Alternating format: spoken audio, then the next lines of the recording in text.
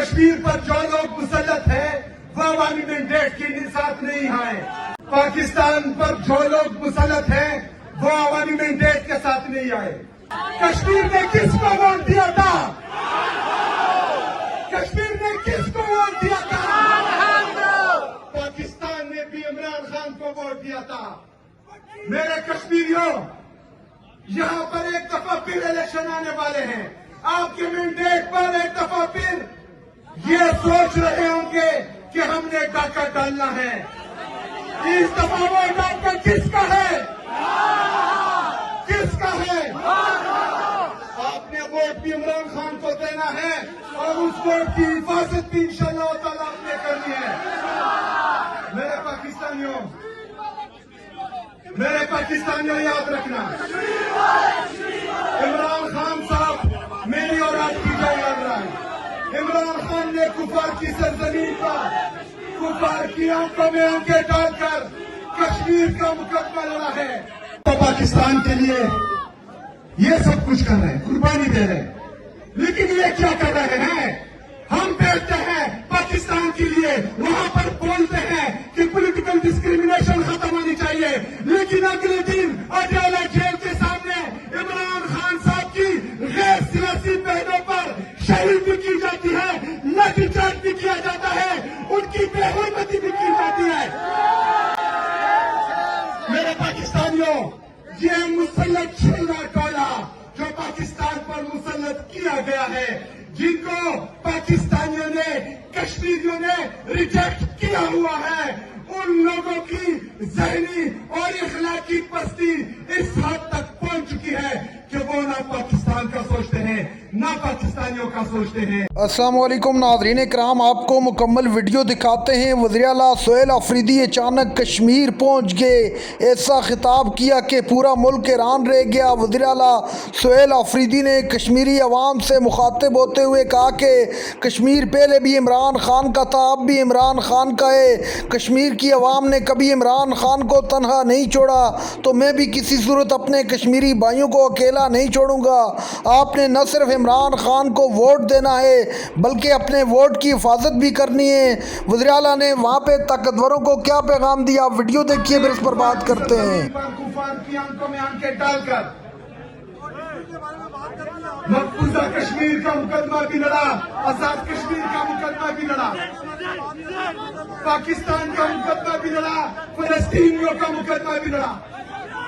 آج وہ ناحق قید ہیں، آج ان کو اور ان کی اہلیہ بشرا بی بی کو ناحق قید کیا ہوا ہے. عمران خان صاحب کی آنکھ کو بھی مسئلہ ہے اور بشرا بی بی صاحبہ کی آنکھ کو بھی مسئلہ ہے.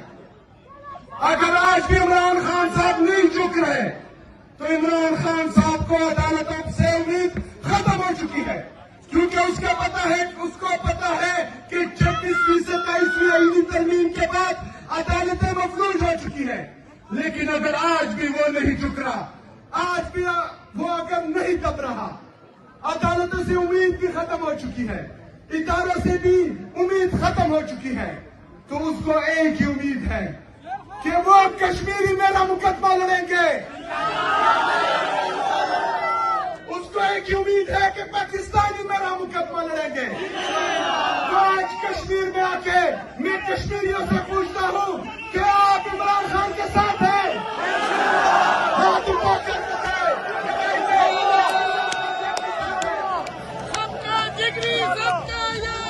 تو پاکستان کے لیے یہ سب کچھ کر رہے ہیں، قربانی دے رہے ہیں، لیکن یہ کیا کر رہے ہیں؟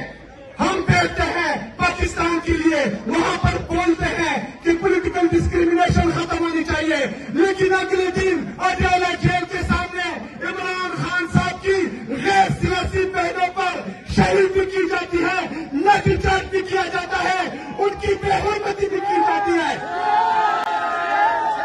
میرے پاکستانیوں، یہ مسلط چھیڑا ٹولا جو پاکستان پر مسلط کیا گیا ہے، جن کو پاکستانیوں نے، کشمیریوں نے ریجیکٹ کیا ہوا ہے، ان لوگوں کی ذہنی اور اخلاقی پستی اس حد تک پہنچ چکی ہے کہ وہ نہ پاکستان کا سوچتے ہیں نہ पाकिस्तानियों का सोचते हैं। ये ठेका अकेले पाकिस्तान तहरीक इंसाफ के कारकुनों ने नहीं लिया हुआ। हम पाकिस्तान के लिए कुर्बानी देंगे। आप लोग शेयरिंग करेंगे, हम पाकिस्तान के लिए कुर्बानी देंगे। आप इमरान खान साहब को सॉलिटरी कंफाइनमेंट में डालेंगे, हम पाकिस्तान के लिए कुर्बानी देंगे। आप इमरान खान साहब की आंख साया करेंगे, हम पाकिस्तान के लिए कुर्बानी देंगे।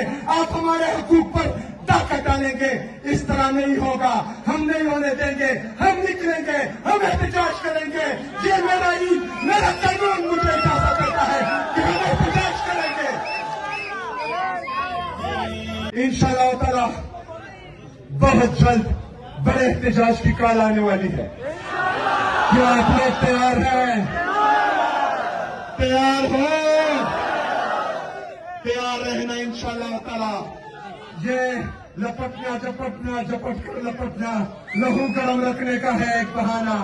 ये जो है होता रहेगा, लेकिन जब बड़े एहतजाज की कॉल आएगी तो मेरे पाकिस्तानियों जहां जहां पर मुझे सुन रहे हो, याद रखना कि इस दफा गलती की कोई गुंजाइश नहीं होगी।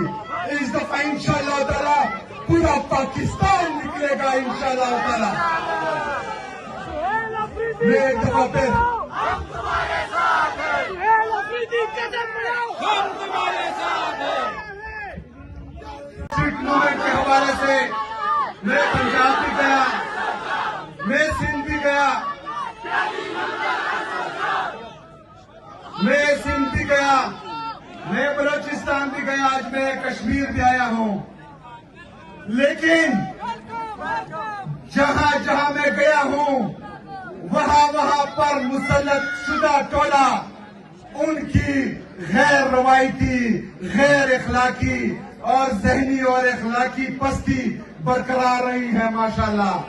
आज इन्होंने कश्मीर में भी जहां पर रिजीम चेंज ऑपरेशन हुआ है और यहां का वजीर आजम आप पर मुसल्लत शुदा है, रिजीम चेंज ऑपरेशन के बाद आया है, उसका भी रवैया वही है जो बाकियों का था। आज इन्होंने भी रोज बंद किए हुए हैं। मेरे कश्मीरियों, आपको पता होना चाहिए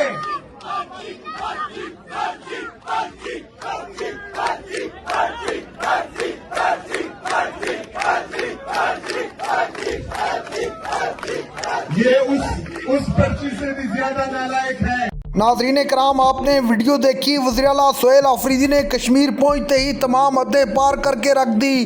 पूरे मुल्क में इस वक्त जिस तरह आवाज़ें उठ रही हैं मौजूदा रजीम के ख़िलाफ़, इससे पहले कभी नहीं उठी। इन्होंने जुल्म की तमाम हदें पार करके रख दी हैं। इन्होंने हमारे लीडर को जेल में पाबंद सलासल रखा हुआ है।